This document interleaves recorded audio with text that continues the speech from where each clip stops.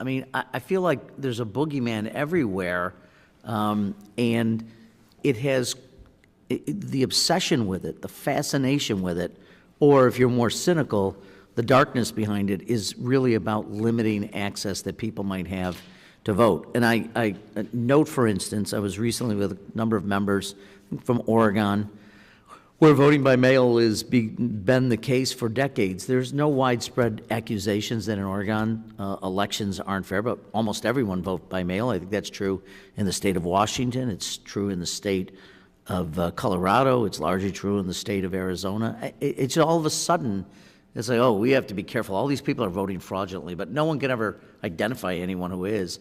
And even when it comes to the notion that undocumented folks are voting in massive numbers to corrupt elections, it's extraordinary because you can't find any evidence that it happens. I wouldn't be so sure.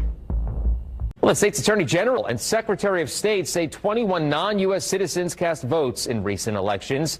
They say a new U.S. Citizenship and Immigration Service verification process confirmed that number. They also say 165 non-U.S. citizens were registered to vote. We begin with an incident in Washtenaw County that officials say is extremely rare. A University of Michigan student is facing felony charges after casting a ballot despite not being a U.S. citizen. A U of M student is accused of voting in this year's election. Turns out he's not even a U.S. citizen, and there's no way to remove his vote. Oh, we have to be careful. All these people are voting fraudulently, but no one can ever identify anyone who is. Texas has found thousands of illegal immigrants registered to vote on state voter rolls. Secretary of State Jay Nelson saying the potential non-citizens were flagged through a recent federal database cross-check. Some non-citizens registered to vote in Ohio, and in each case he also found some non-citizens who had actually cast ballots in Ohio. But the numbers for this review are the highest so far. This review found that 385 non-citizens were registered to vote in Ohio, and of those, 82 had cast at least one ballot in an election in Ohio. It's extraordinary because you can't find any evidence that it happens. A spokesman for the State Board of Elections confirmed, quote, "We do know that some of the 574 non-citizens voted in 2018. A letter from the Secretary of State's office blamed a programming error in the signature pad at the counter at the DMV. For whatever reason, that technological programming error did not properly remove the individuals who were applying for a driver's license were inadvertently pooled into the automatic voter registration." Liar! There are mounting questions about how an illegal immigrant who has faced criminal charges and deportation orders was able to serve as a Baltimore City principal and most recently as the head of Iowa's largest school district. The same birthday and Maryland address attached to this traffic citation Roberts received in Iowa, matching this Maryland voter registration, publicly available on the state's website.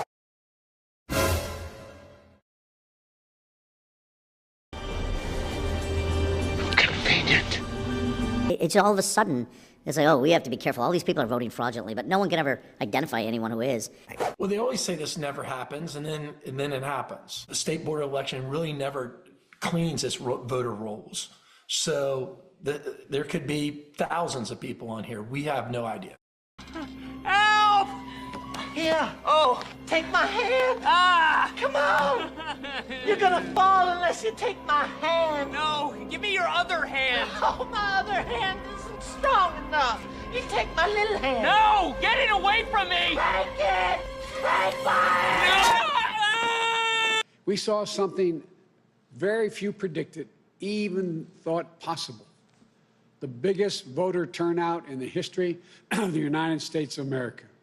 More than 81 million of those votes were cast for me and Vice President-elect Harris.